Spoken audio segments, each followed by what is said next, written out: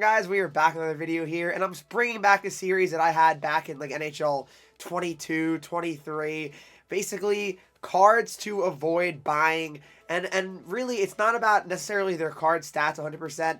It's also of what their card is actually going for in the market. Make sure you guys leave a like, subscribe if you have not already, and let's get into cards that I think are really not worth the price and just not the greatest cards, really. Starting off first with Sam Reinhart here, guys, and honestly, I use this card here, and he's 83 overall, so he's one of the higher rated base cards, I mean, in the game. So you probably think, like, wow, 83 overall, like, that's pretty solid.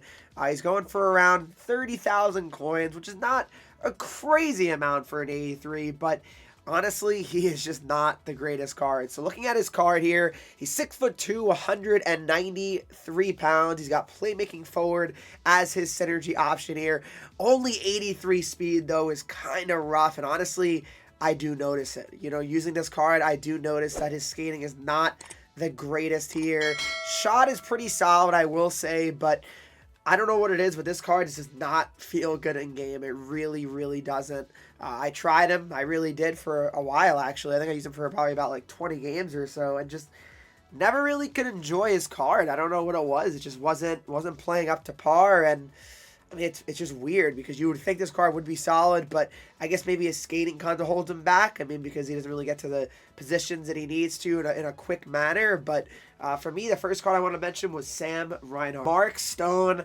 Mark Stone could be such a good card, too. That's what's unfortunate about Mark Stone, because he got a great build, but he always is just like you're skating in quicksand, really. So he's 82 overall, guys, going for around 20,000 coins, which is not like a crazy amount, actually. So at least he's not like overly expensive. But if you're looking for like a winger option, right-handed edition, he just plays way too slow. I'm sorry. 81 speed is crazy. Like, I understand the game is slower this year, you know, so it's not like everyone has to have blazing speed, but when you have 81 speed, I'm sorry, that is just simply too slow. Like, no offense to Mark, but you gotta be faster than 81 speed. You just really have to. It's way too slow. Two-way forward is a synergy option here. 80 acceleration is crazy. I'm sorry, it is. I mean, that is not good enough here at all. Like, I understand Stone is not a fast player in real life, but I think they're not giving him enough credit here. I mean, at 82 overall, I mean, he should probably be at least like 83 excel and 83 speed, you know, like, because then it wouldn't be that bad, I feel like, the card. But 81 speed, 80 excel is the one that really just makes me laugh.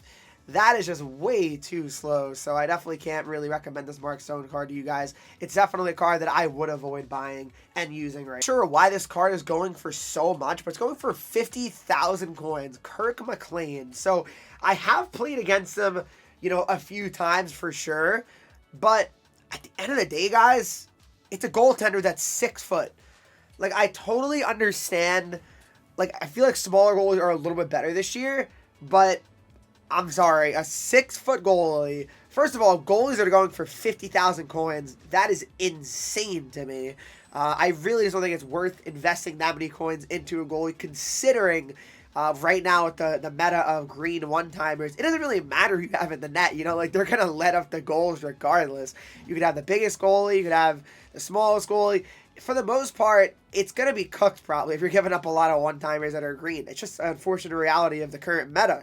But 6 foot, 181. He's got pinpoint shooting boost. Synergies don't matter for goalies, so don't really worry too much about that. But yeah, I mean, it's just a very interesting goalie here, and I'm really surprised at what his value is. That's a bigger reason why he's on this list. I just think 50,000 coins is crazy. If he was like 20, I'd be like, you know what? Okay, he's not that bad maybe, but 6 foot for 50K, I'm sorry. Like, he's just not going to be cutting it. He's just not too small, and you're really going to notice it, I feel like, especially the higher, you know, you get in the divisions. I just feel like you're going to feel like, wow, you know, like, they can get picked apart pretty quickly against a good player, smaller goalies, because like they know the cheese shots, you know, they know how to get the goalie moving, and a breakaway, forget it. A breakaway against a small goalie, I mean, just forget it. It's going to the net, you know, like there's just too much, you know, net to shoot at when they make a move. It's just how it is. But Kirk McLean for me is one I would definitely. Jamie Benn here at 80 overall is going for around 11,000 coins, so it's not his price that I have a problem with, but it's similar to the Mark Stone, guys. 80 acceleration. I'm sorry, that is crazy. 80 acceleration is simply not good enough. And it's not like a shot makes off forward or anything like that. Yes, his size is good. Of course, size does play in NHL 25, no doubt about it. But 81 speed, 80 acceleration, it's just not going to cut it. It really isn't. And this is a card that you just can't really use on your team for long because, I mean, there's going to be better cards out there that come out and they're going to just be a lot cheaper. Or there's going to be cards that EA even gives us like objectives that'll be better than this card. So to me, it's really not worth using. And it's not like you can play center really. I mean, 79 faceoffs is not terrible, but I'm not a huge fan of Jamie Benn's card here. Benn usually does play well in HUT, but the stats on this card, they're just simply not good enough. Like, I hate to say it, I really do, because he could be a good card. But unfortunately, this base card of Jamie Benn is not good enough, and I would definitely recommend not buying this card because he just simply is too slow, honestly. And I feel like he's going to be too sluggish out there. And I know the game is slower, but I just feel like Jamie Benn is not one you should pick up. Next up, guys, we have this card. That's a funny one. It is Adam Fantilli. So it's not a card that's going to be on the auction house often because it is very expensive and very rare to actually get because, again, the only way you're pulling this Adam Fantilli card is you get incredibly lucky from one of those awful XP packs or just you spend money. I mean, or you got really lucky in the Game Breaker set, which again, or Team of the Week set, sorry, which is not reasonable. Wait, I don't think you can even get a tradable one in the Team of the Week sets. Regardless, Adam Fantilli, 6'2", 194, 87 speed, 88 excel. So, on the surface, this card looks not bad. But guys, 395K. I'm sorry, it's just not worth it. McDavid's better. McKinnon's better. And they're going for like 100K less. I'm sorry. Like, this card, goal close quarters, I like what I'm seeing. Don't get me wrong, stats-wise. But it's just not worth the cost at all. Like, I totally understand there's not that many high-tier cards right now to buy, but I just don't think it's worth putting all your coins or a lot of coins into one card like Adam Fantilli where, realistically, how good is this card? You know what I mean? Like, is he really worth, 395K? I wouldn't even say he's worth 300K, really. Probably the most I spent on this card is like 200, and even that's quite a bit, I feel like, for an 85 that how much really... How long are 85s going to be the best cards, Because, again, once we get into the season more, once we get into newer events, I mean, it's going to be 86s, 7s.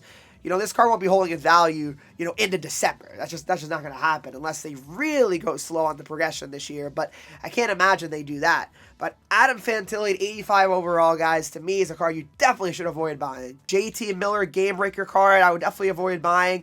So he's going for almost 200K, 170K is your cheapest up, but 85 overall, you kind of expect more, honestly. I mean, his synergy's awful. I mean, sorry, his ability's awful. Off the rush is not a good ability, in my opinion.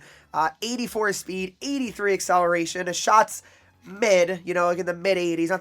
Nothing bad, nothing special, though, either.